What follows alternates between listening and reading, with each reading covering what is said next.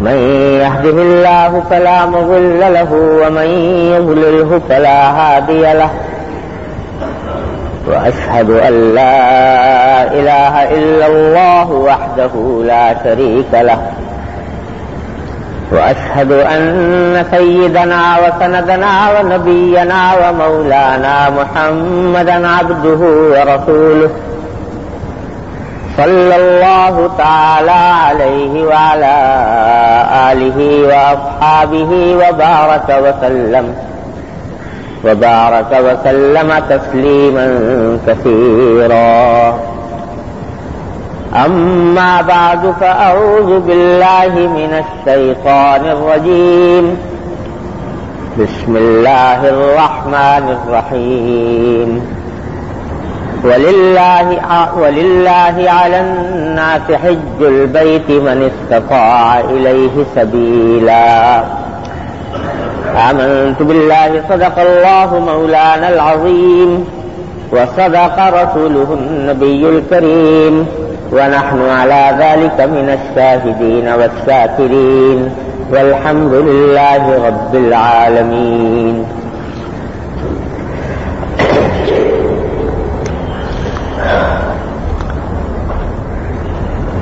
بزرگان محترم اور برادران عزیز،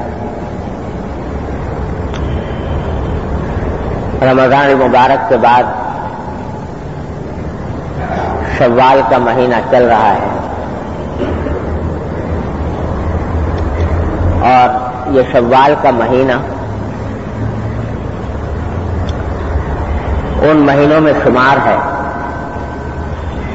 جن کو اللہ تبارک و تعالی نے اشہر الحج کہا ہے، یعنی حج کے مہینے. تو پہلی بات تو یہ ہے کہ یہ مہینے یہ تقریباً 2.25 مہینے ہیں، ایک شوال، ایک ذوالقعدہ اور ایک ذوالحجہ کے 10 دن. یہ اللہ تبارک و تعالی نے حج کے مہینے قرار دیے اور ان کو اصطلاح میں اشہر الحج کہا جاتا ہے. اور اللہ جل جلالہ کی حکمت کا ایک حصہ یہ ہے کہ رمضان مبارک سے لے کر ذوالحجہ تک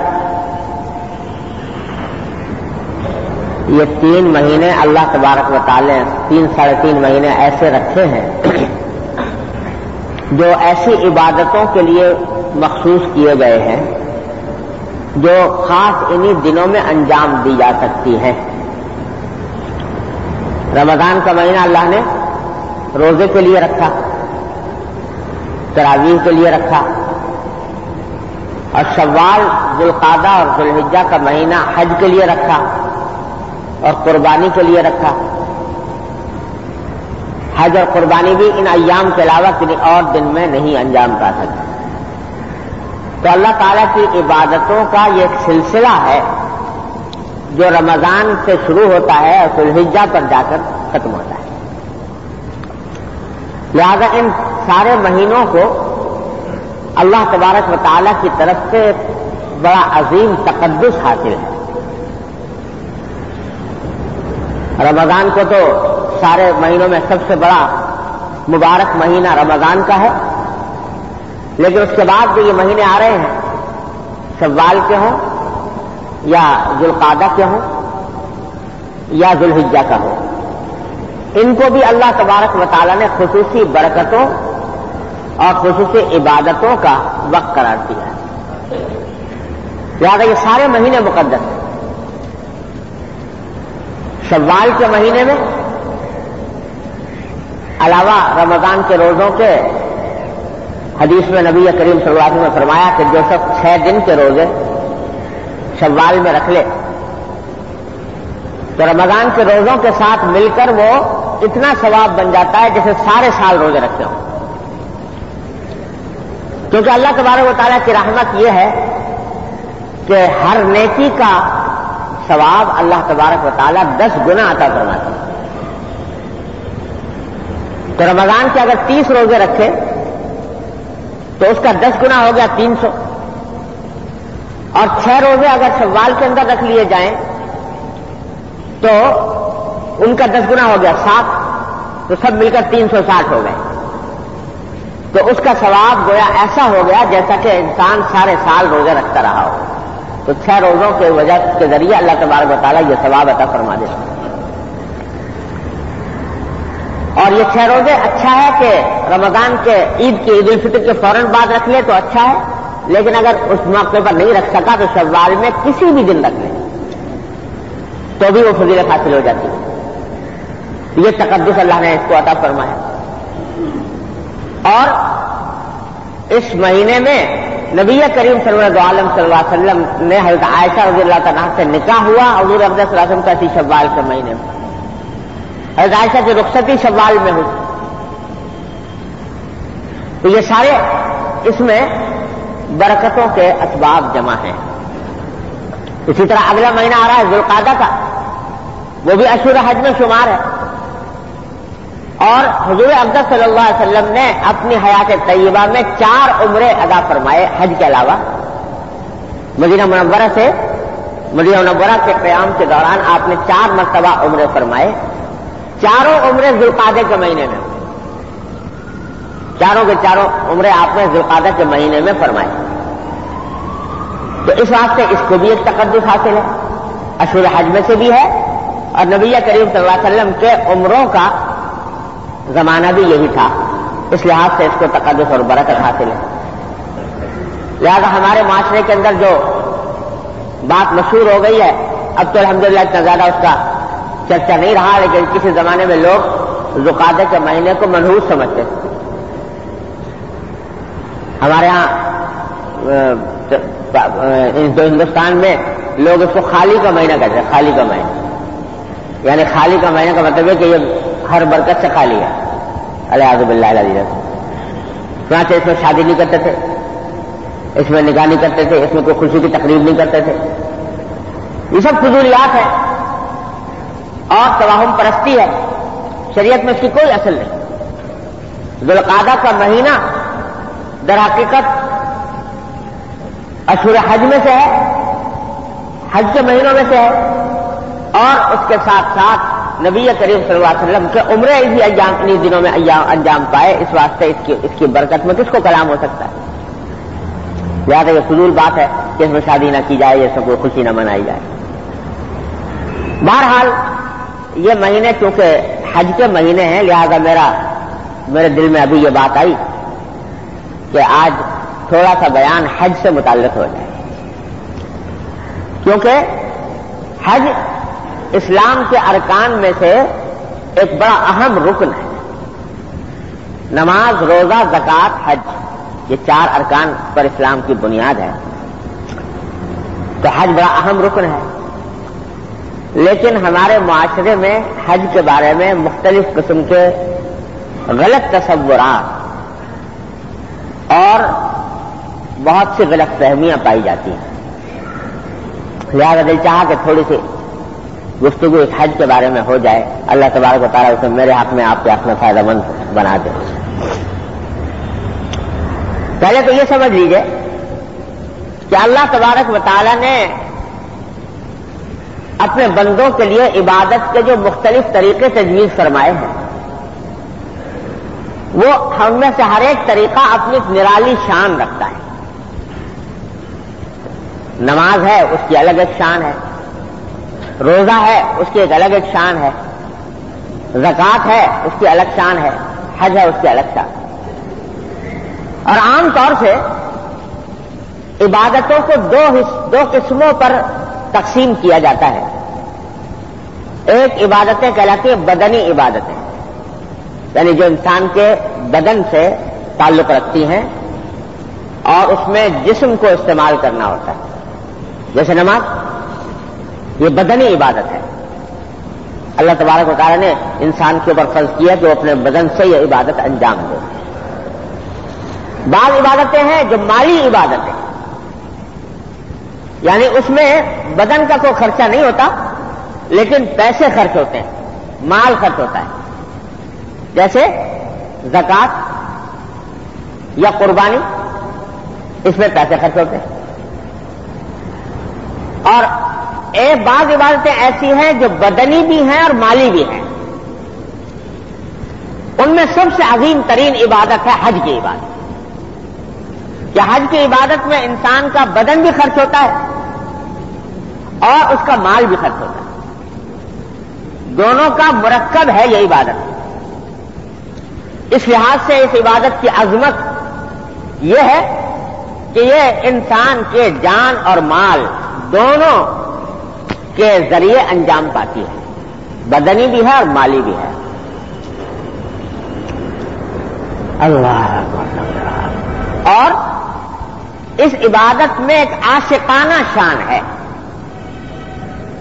عاشقانہ شان ہے کہ اس میں اللہ تبارک و تعالی نے اپنے بندوں کو ایک ایسے طریقے سے عبادت کرنے کی تعلیم دی ہے کہ جس کی ایک ایک ادا سے اللہ تبارک و تعالی کے ساتھ عشق و محبت کا اظہار ہو. اللہ آپ ذرا غور کریں کہ جب یہ عبادت شروع ہوتی ہے تو سب سے پہلا کام یہ ہوتا ہے کہ آدمی احرام باندھے. اور احرام عام طور سے احرام سمجھتے ہیں لوگ، وہ چادریں جو باندھی جاتی ہیں اس کو احرام کہتے ہیں. احرام محض ان چادروں کا نام نہیں ہے. احرام کے معنی ہے کہ اپنے اوپر بہت سی چیزوں کو حرام کر لینا. احرام یہ حرام سے نکلا ہے. تو احرام کے معنی ہے کہ اپنے اوپر بہت سی چیزیں حرام کر لینا. تو جب آدمی حج کا حالت احرام شروع ہوتی ہے تو بہت سی چیزیں اپنے اوپر حرام کر لیتا ہے. کیا حرام کر لیتا ہے؟ سلا ہوا کپڑا نہیں پہنے گا، خوشبو نہیں لگائے گا. سلا ہوا کپڑا پہننا حرام، خوشبو لگانا حرام، سر کے بال کاٹنا یا جسم کے کسی بھی حصے کے بال کاٹنا حرام، ناخن کاٹنا حرام، اور جائز نفسانی خواہشات کو پورا کرنا اپنی بیوی کے ساتھ وہ حرام. بہت سی پابندیاں اپنے اوپر عائد کر لیتا ہے، بہت سی چیزوں کو حرام کر لیتا ہے. اس کا نام ہے احرام. اور یہ احرام شروع ہوتا ہے اس طرح کہ جب آدمی نے حج کرنے کا ارادہ کیا یا عمرہ کرنے کا ارادہ کیا، نیت کر لی، تو جس وقت سے اس نے نیت کرنے کے بعد کہہ دیا کہ لبیک اللہم لبیک، لبیک اللہم لبیک، لبیک لا شریک لک لبیک، ان الحمد والنعمت لک والملک لا شریک لک. کیا کہہ دیا؟ کہ اللہ میں حاضر ہوں. لبیک کے معنی میں حاضر ہوں. اے اللہ میں حاضر ہوں. کہے کے لیے حاضر ہوں؟ آپ نے اپنے محبوب خلیل اللہ علیہ السلام کے ذریعے جو پکار لگوائی تھی آج سے 5000 سال پہلے کہ آپ نے اپنے محبوب ابراہیم خلیل اللہ علیہ السلام سے اپنا کعبہ تعمیر فرمایا اور ان کو حکم دیا کہ وَأَذِّن فِي النَّاسِ بِالْحَجِّ يَأْتُوكَ رِجَالًا وَعَلَىٰ كُلِّ ضَامِرٍ يَأْتِينَ مِنْ كُلِّ فَجٍّ عَمِيقٍ. کیا ابراہیم لوگوں کے اندر اعلان کر دو، منادی کر دو، پکار لگاؤ میری طرف سے کہ لوگ آئیں حج کے لیے، اس بیت اللہ کے حج کے لیے. پیدل بھی آئیں اور سوار ہو کر بھی آئیں اور دور دراز کے کونوں خدروں سے اکٹھے ہو کر یہاں پر پہنچیں. تو ابراہیم خلیل اللہ علیہ السلام نے ایک پہاڑ پر چڑھ کر اعلان کیا تھا، آواز لگائی تھی کہ آؤ لوگوں، یہ اللہ کا گھر ہے، اس اللہ کے گھر کی عبادت کے لیے، اس اللہ کے گھر میں عبادت کے لیے آؤ. 5000 سال پہلے جو پکار حضرت ابراہیم علیہ السلام نے دی تھی، آج جب کوئی حاجی یا عمرہ کرنے والا حج یا عمرے کا ارادہ کرتا ہے تو اس پکار کا جواب دیتا ہے کہ لبیک اللہم لبیک، اے اللہ میں آپ کی اس پکار پر میں حاضر ہوں. جب یہ کہہ دیا کہ میں حاضر ہوں، اس کے ساتھ ہی احرام شروع ہو گیا. احرام کیا شروع ہو گیا کہ اب وہ سلا ہوا کپڑا نہیں پہن سکتا، خوشبو نہیں لگا سکتا، بال نہیں کاٹ سکتا، ناخن نہیں کاٹ سکتا، اپنی جائز نفسانی خواہشات بھی پوری نہیں کر سکتا. یہ کیا ہوا کہ اللہ جل جلالہ کی پکار پر ایک عاشق بندے نے اپنے پروردگار کے عشق میں یہ دنیا کی آسائشیں اور راحتیں سب چھوڑ دی. اب کیا کیا کہ سلے ہوئے کپڑے پہنا کرتا تھا وہ سب اتار دیے. اب 2 چادروں میں ملبوس ہے، 2 چادروں میں ملبوس ہے جو اسے اپنے کفن کی یاد دلا رہی ہے کہ ایک وقت یہی تیرا لباس ہوگا دنیا سے جانے کے وقت. وہ 2 چادروں میں، وہ بادشاہ ہو، سرمایہ دار ہو، فقیر ہو، جو کوئی بھی ہو، سب 2 چادروں میں ملبوس ہیں اور سب مساوات کا، انسانی مساوات کا ایک منظر، ایک نمونہ پیش کر رہے ہیں کہ جس کو دیکھو وہ چادر میں ملبوس نظر آ رہا ہے. جانے کے بعد پھر عبادتیں کیا ہیں کہ بیت اللہ کے گرد چکر لگا رہے ہیں، طواف، بیت اللہ کا طواف کر رہے ہیں. تو یہ ایک عاشقانہ شان ہے. بظاہر تو یعنی چکر لگانے سے کیا ہوتا ہے، لیکن جس طرح ایک عاشق اپنے محبوب کے در کے چکر لگاتا ہے، اس طریقے سے یہ اللہ کا بندہ وہ اللہ کے گھر کے چکر لگا رہا ہے. اور یہ چکر کیا محبوب ہیں اللہ تبارک و تعالیٰ کو کہ ایک ایک قدم پر فرمایا جو قدم اٹھ رہا ہے اس طواف کے اندر اس سے ایک گناہ معاف ہو رہا ہے، ایک درجہ بلند ہو رہا ہے. ایک گناہ معاف ہو رہا ہے، ایک درجہ بلند ہو رہا ہے اس طواف کے ذریعے. اور میں جن لوگوں کو اللہ تبارک و تعالیٰ نے موقع عطا فرمایا ہے وہ میری اس بات کی تصدیق کریں گے کہ شاید اس روئے زمین پر طواف سے زیادہ لذیذ عبادت کوئی اور نہیں. اس میں اللہ تعالیٰ نے جو لذت رکھی ہے ایک بندے کے لیے کہ اس کے اپنے گھر کے گرد چکر لگائے جا رہے ہیں. انسان کی فطرت یہ چاہتی ہے کہ وہ کسی اپنے مالک کو کے ساتھ اپنی عشق و محبت کا اظہار کرے، اس کے گھر کے چکر لگائے، اس کے دروازے کو چومے اور اس سے لپٹ کر کھڑا ہو. اللہ تبارک و تعالیٰ نے انسان کی فطرت کے اس تقاضے کی تکمیل کے سارے اسباب اس بیت اللہ میں جمع کروا دیے. جب آپ کسی سے محبت کرتے ہو تو دل چاہتا ہے کہ اس کو گلے لگاؤں، دل چاہتا ہے کہ اس کے پاس رہوں. اب اللہ تبارک و تعالیٰ کو گلے سے لگا نہیں سکتے، اللہ تبارک و تعالیٰ کو براہ راست اللہ تبارک و تعالیٰ کی قدم بوسی نہیں کر سکتے. اللہ تبارک و تعالیٰ نے فرمایا کہ تم اے میرے بندو یہ کام نہیں کر سکتے تو دیکھو یہ میرا گھر ہے، اس کی چکر لگاؤ اور اس میں نے ایک پتھر رکھ دیا ہے، اس پتھر کو چومو. یہ تمہارا سنگ در کو چومنا یہ تمہارے عشق و محبت کا بہترین اظہار ہوگا. اور اگر مجھ سے لپٹنے کو دل چاہتا ہے تو دیکھو میرے دروازے اور حجر اسود کے درمیان جو دیوار ہے وہ ملتزم کہلاتی ہے، یہاں آ کر لپٹ جاؤ اور یہ لپٹ کر جو کچھ مانگو گے میں تمہیں دینے کا وعدہ کروں. یہ عاشقانہ شان اللہ تبارک و تعالیٰ نے اس عبادت کے اندر رکھی ہے. تو آدمی کو اپنے جذبات کے اظہار کا اس سے بہتر موقع نہیں ملتا کہیں اور جیسا وہاں ملتا ہے. ہمارے دین کی بھی عجیب شان ہے. ایک طرف بت پرستی کو منع کر دیا، شرک قرار دے دیا، حرام کر دیا کہ بت پرستی حرام شرک ہے اور جو شخص بت پرستی کرے گا وہ اسلام کے دائرے سے خارج ہے. لہٰذا کہہ دیا کہ یہ تو پتھر ہیں، ان میں بے جان، ان کے اندر نہ نفع پہنچانے کی صلاحیت ہے نہ نقصان پہنچانے کی صلاحیت ہے، ان کی کیا عبادت کرتے ہو.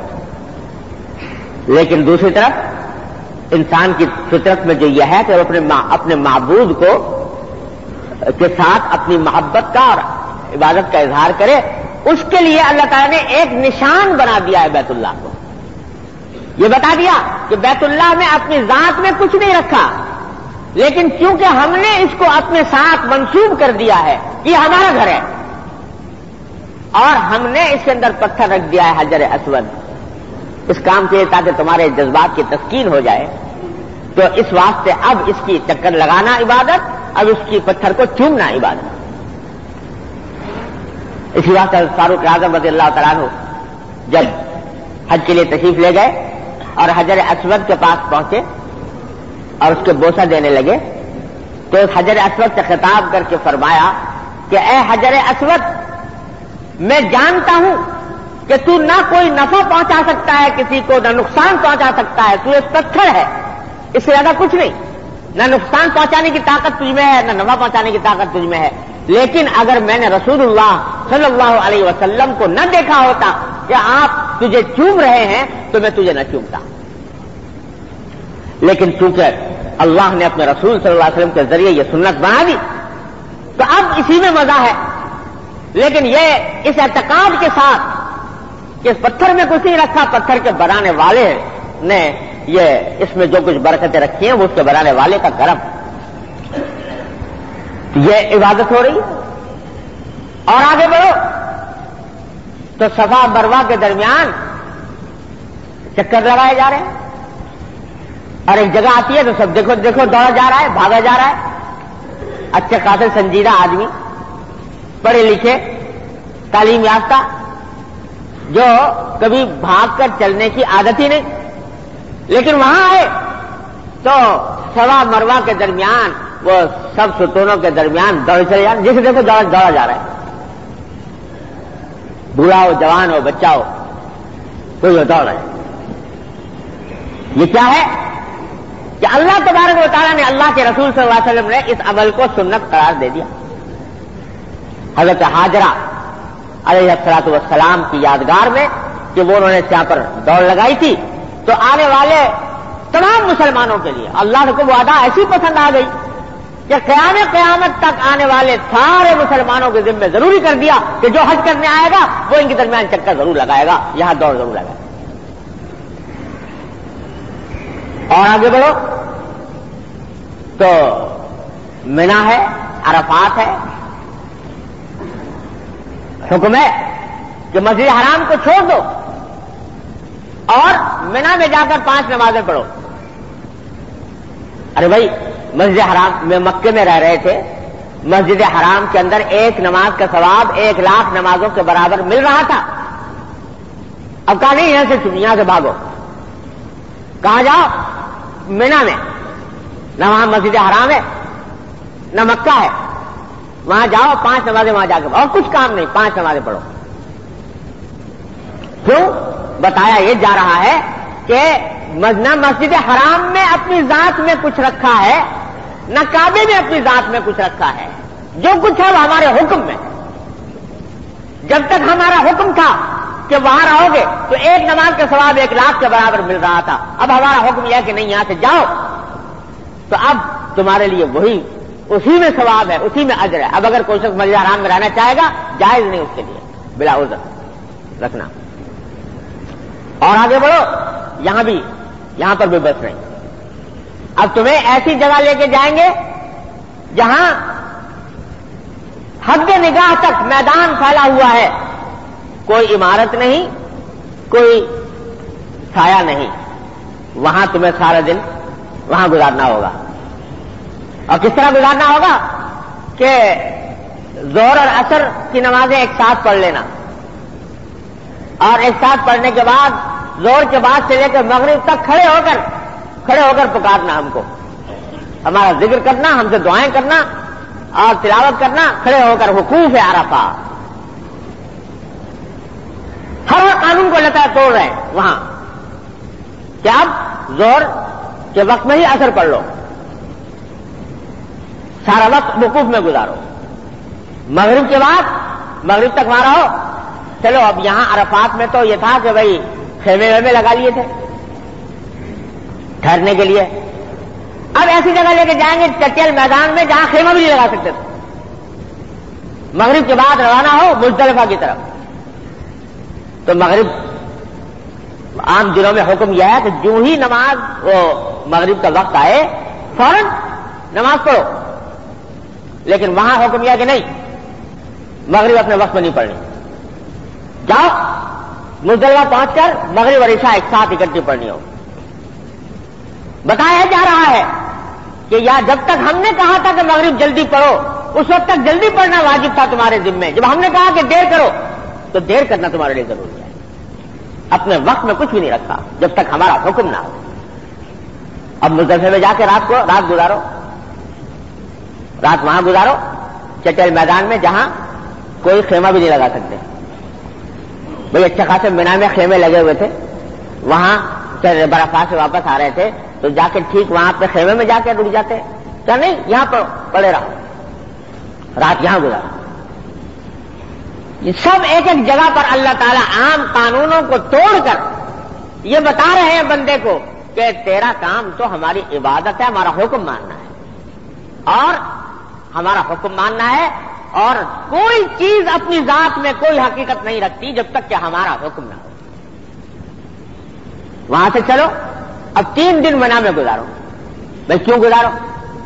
3 دن اس لیے گزارو کہ ایک پتھر لگا، 3 پتھر لگے ہوئے ہیں جمرات جن کو کہا جاتا ہے، تو ہر آدمی وہاں جا کر 7 کنکریاں مارے ان پتھروں پر۔ ذرا اس عمل کو عقل و خرد کی کسی ترازو میں تول کر دیکھو۔ میں پچھلے سال حاضر تھا تو منظر نظر آ رہا تھا کہ تقریباً 25 لاکھ آدمی مینا کے اندر پڑا ہوا تھا 3 دن تک۔ کس کام کے لیے؟ پوچھو بھائی کیوں پڑے ہو 3 دن؟ 25 لاکھ آدمی، اور اس 25 لاکھ آدمی کے اوپر خرچہ کتنا؟ کروڑوں اربوں کا خرچہ ہو رہا ہے اس بات کے اوپر کہ 25 لاکھ آدمی وہاں مینا کے اندر جا کر پڑے ہوئے۔ بھائی کس کام کے لیے پڑے ہو؟ کہ جی ہر آدمی کو ایک ہی دن ہے کہ میں اس جمرات جو پتھر لگے ہوئے ہیں ان کو 7 کنکریاں مار دوں۔ اچھے خاصے پڑھے لکھے تعلیم یافتہ معقول آدمی، اور جسے دیکھو کنکریاں ڈھونڈتا پھر رہا ہے، اور کنکریاں لے کر اور اس جمرات کو مار رہا، خوش ہو رہا ہے۔ بھائی کیا ہوا اس سے؟ یہ کوئی عمل ایسا ہے کہ جس کے لیے اربوں روپیہ خرچ کیا جائے؟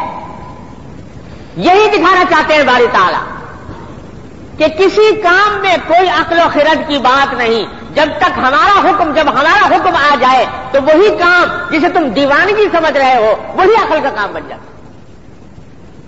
ہمارا حکم ہے کہ ان پتھروں کو مارو، اسی میں تمہارا آج و ثواب ہے، اسی کے اندر تمہیں اللہ تبارک و تعالیٰ تمہارے درجات بلند کر رہے ہیں۔ تو قدم قدم پر اللہ تبارک و تعالیٰ اس عبادت کے اندر یہ عقل و خرد کے جو بت ہم نے اپنے دلوں میں تعمیر کیے ہوئے ہیں ان بتوں کو توڑ رہے ہیں اللہ تعالیٰ۔ یہ بت جو تم نے اپنے عقل و خرد سے سینے میں بٹھائے ہوئے ہیں ان کی کوئی حقیقت نہیں۔ اگر کوئی چیز اس کائنات میں قابل تعمیر ہے تو وہ ہمارا حکم ہے۔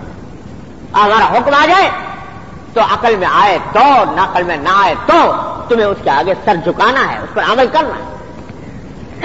یہ تربیت ہے جو دی جا رہی ہے پورے حج کے اندر۔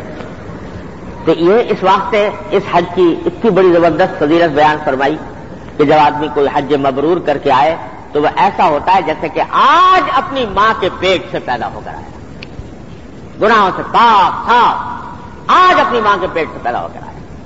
اس عبادت کا اللہ تبارک و تعالیٰ نے یہ مقام رکھا ہے۔ اس لیے ہر صاحب حیثیت مسلمان پر فرض کرتی ہے۔ فرض کس پر ہوتا ہے؟ ابھی آیت جو میں نے آپ کے سامنے پڑھی تھی، وَلِلَّهِ عَلَى النَّاسِ حِجُّ الْبَيْتِ مَنِ اسْتَطَاعَ إِلَيْهِ سَبِيلًا۔ اللہ کے لیے لوگوں پر فرض ہے کہ وہ بیت اللہ کا حج کریں۔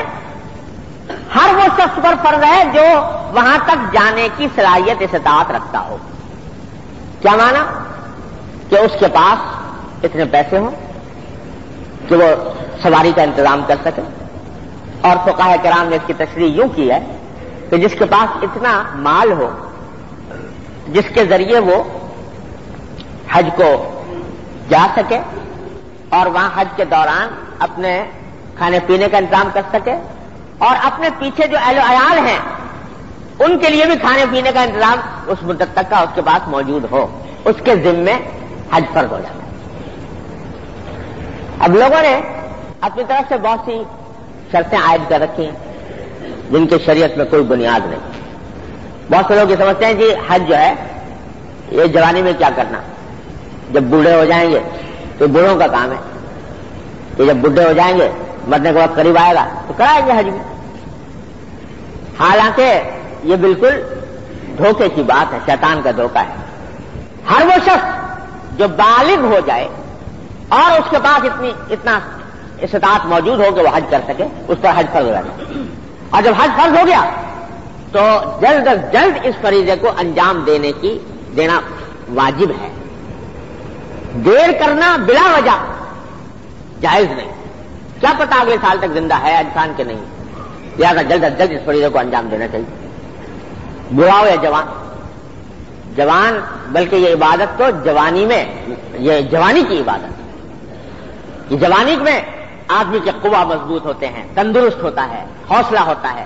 تو اس واسطے اس میں جو مشقت اٹھائی جاتی ہے وہ مشقت انسان آسانی سے اٹھا سکتا ہے. لہذا یہ سمجھنا کہ بڑھاپے میں جا کے کریں گے یہ فضول بات ہے. بعض لوگ یہ سمجھتے ہیں کہ بھائی جب تک کہ میرا والدین حج نہ کر لیں اس وقت تک میں حج نہیں کر سکتا. یہ بھی فضول بات ہے. اللہ تعالیٰ نے ہر ایک کا فریضہ الگ الگ رکھا ہے. اگر والدین پر حج فرض نہیں ہے تو کوئی ضروری نہیں کہ وہ حج کرے، اور بیٹے پر فرض ہے تو بیٹے کے اوپر واجب ہے کہ وہ اپنا حج کرے.